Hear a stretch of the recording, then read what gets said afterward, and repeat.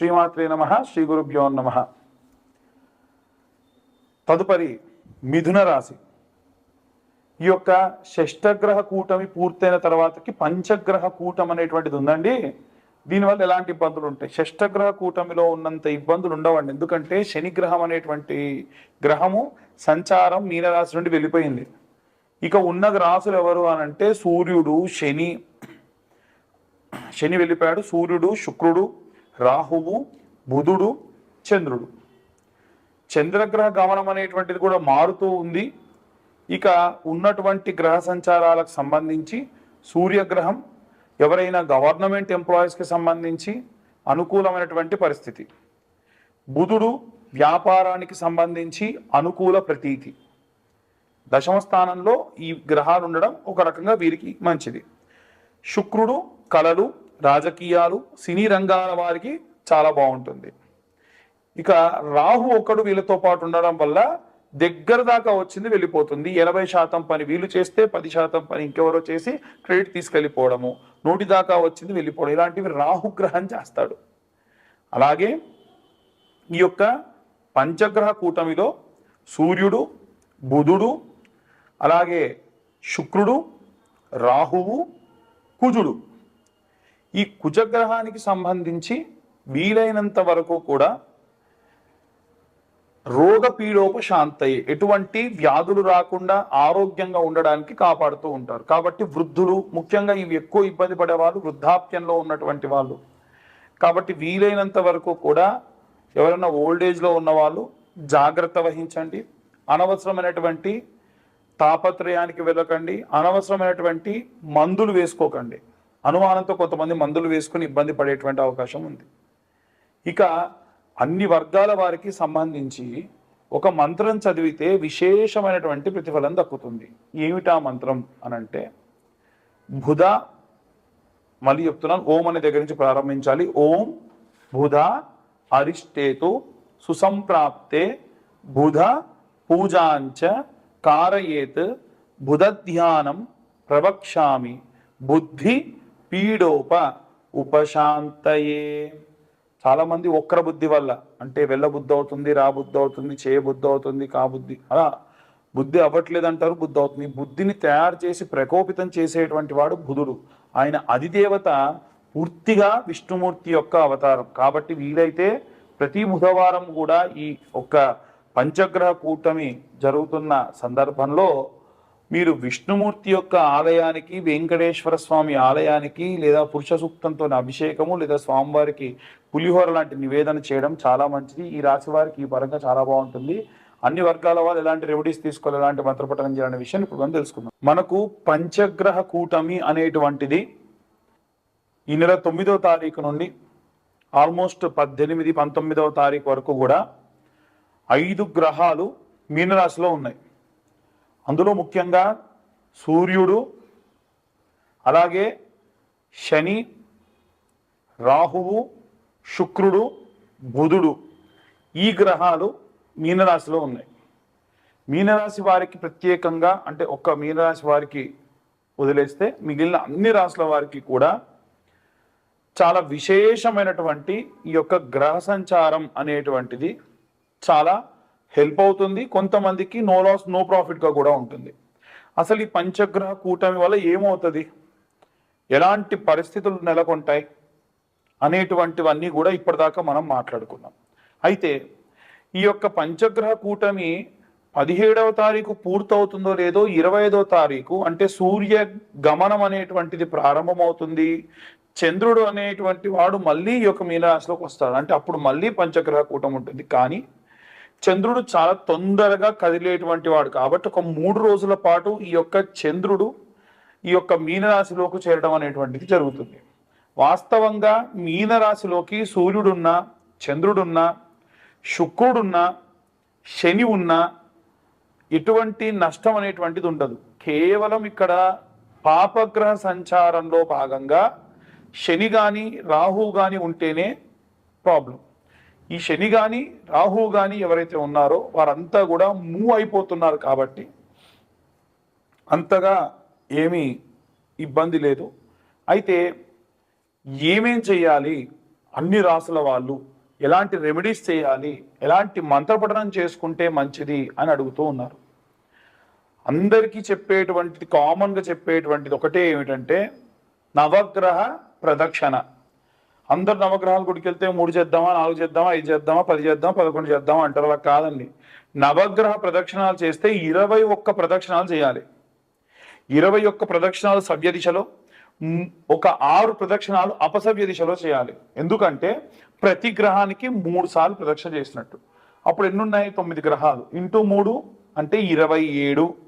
ఇప్పుడు 27 గ్రహాల్లో కూడా ఈ యొక్క 7 గ్రహాలకు మాత్రమే 3 ప్రదక్షిణాలు చొప్పున చేసి, రాహుకేతువులు ఎప్పుడు కూడా యాంటీ క్లాక్ వైజ్ డైరెక్షన్లో తిరుగుతూ ఉంటారు.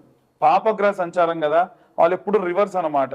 అంటే ముందు నుంచి కాకుండా వెనక నుంచి రావడము, ఏదైనా సరే కుడి చేత్తో కాకుండా ఎడమ చేత్తో చేయడం, ఇలాంటివి చేస్తూ ఉంటారు. కాబట్టి వీరికి మనం ప్రదక్షిణ కూడా అపసవ్య దిశలో చేయాలి. దీని వలన జాతక రీత్యా మనకు రాహుకేతువుల మధ్యలో వేరే ఏ గ్రహాలైనా బంధనమై ఉన్నా, ఒకవేళ ఏ గ్రహాలైనా పాపగ్రహంతో కలిసి ఉన్నా, ఎటువంటి గ్రహాలైనా సరే ఈ యొక్క పాపగ్రహాలతో బంధనమై ఉండి కూడా మనకు నెగిటివ్ రిజల్ట్స్ ఇచ్చేటువంటి ఉంటే కూడా ఈ ప్రదక్షిణాలు చేయడం అనేటువంటిది కాస్త శక్తినిస్తుంది. చిన్నపిల్లల దగ్గర నుండి వృద్ధుల వరకు, అంటే చదువుకునే విద్యార్థులు కానీ, గృహిణులు కానీ, ఉద్యోగస్తులు కానీ, వ్యాపారస్తులు కానీ, విడివిడిగా ఏం లేదండి, అందరికీ కామన్గా ఒకే ఒక్క విషయం ఏమిటంటే ఆదివారం నాడు పిరికెడు గోధుమలు ఒక తమలపాకు కానీ ఏదైనా ఆకు డొప్పలో వేసి దానిపైన ₹1 బిల్ల నిలబెట్టి సూర్యగ్రహానికి నివేదన చేయండి. అదే గనక సూర్యగ్రహం నవగ్రహాల మధ్యలో ఉంటుంది. అదే మీరు చంద్రుడికి చేయాలంటే సోమవారం నాడు పిరికెడు బియ్యం తీసుకెళ్ళి ఒక ఆకుడొప్పలో వేసి, లేదా ఒడ్లుంటే ఒడ్లు తీసుకెళ్ళి ఆకుడొప్పలో వేసి చంద్రుడి దగ్గర పెట్టి ₹1 బిల్ల దాంట్లో నిలబెట్టండి.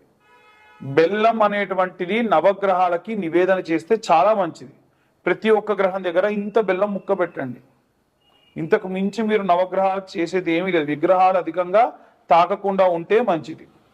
అలాగే కుజగ్రహం దగ్గరికి వెళ్తే కందులు కానీ, కందిపప్పు కానీ ఆకుడొప్పలో వేసి ₹1 బిల్ల పెట్టి ఒక బెల్లం ముక్క పెట్టి నివేదన చేయండి. చూపించండి, అంతే సరిపోతుంది. అలాగే బుధగ్రహానికి పూజ చేసినప్పుడు పెసర్లు, పిరికెడు పెసర్లు తీసుకొని ఆకుడొప్పలో లేదా తమలపాకులో వేసి ₹1 బిల్ల వేసి బుధగ్రహం ముందు పెట్టండి. అలాగే శనగలు తీసుకొని వెళ్ళి గురుగ్రహం ముందు పెట్టండి.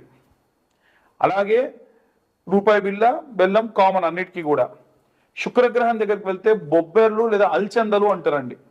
ఈ బొబ్బెర్లు తీసుకొని వెళ్ళి పిరికెడు బొబ్బెర్లు వేసి దాంట్లో ₹1 బిల్ల వేసి పెట్టండి. శని గ్రహం దగ్గరికి వెళ్ళినప్పుడు మాత్రం విగ్రహాన్ని ఎట్టి పరిస్థితుల్లో ఆడవాళ్ళు తాకొద్దు, మగవాళ్ళు కూడా తాకుండా ఉంటే మంచిది.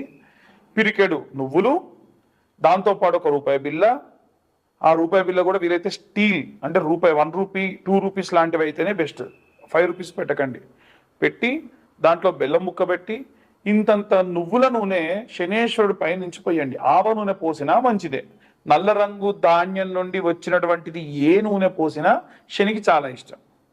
ఇక రాహుకైతే మినపపప్పు లేదా మినుములు వేసి ₹1 బిల్ల వేసి ఇంతంత ఆ యొక్క బెల్లం ముద్ద పెట్టేసి నమస్కరించుకోండి. అలాగే కేతువుకైతే ఉలవలు, నల్ల రంగులో ఉండేటువంటి ఉలవలు ఉంటాయి కదా, ఈ ఉలవలు ఓ పిరికెడు ఆకుడొప్పలో వేసి లేదా తమలపాకులో వేసి ₹1 బిల్ల దాంట్లో పెట్టేసి ఇంత బెల్లం నైవేద్యంగా పెట్టండి. చాలు.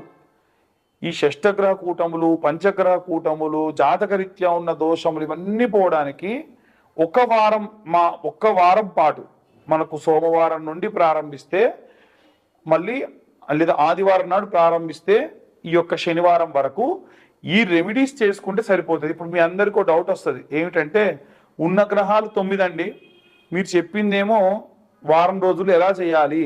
మంగళవారం నాడు రాహుకేతువులకు చేసేయచ్చు, కుజుడితో పాటు రాహుకేతువులకు చేయొచ్చు. లేదు ఆదివారం నాడే సూర్యుడితో పాటు రాహుకేతువులకు కూడా చేయొచ్చు, ఎటువంటి దోషం లేదు.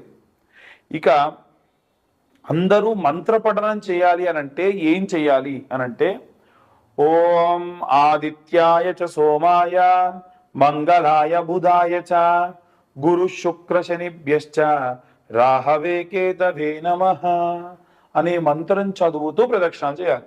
మీరు ఏ రోజు నవగ్రహ దేవాలయానికి వెళ్ళినా నేను చెప్పిన విధంగా. ఇంకొకటి, దేవాలయం మూసే సమయానికి వెళ్ళకండి. ఉదయాన్నే వీలైతే 7-8 గంటల వరకు దేవాలయానికి వెళ్ళే ప్రయత్నం చేయండి. లేదా గృహిణులు ఉంటారు పాపం, ఇంట్లో అందరికీ వంటలు చేసి పంపించాలి కాబట్టి 9-9:30 ప్రాంతంలో వెళ్ళండి.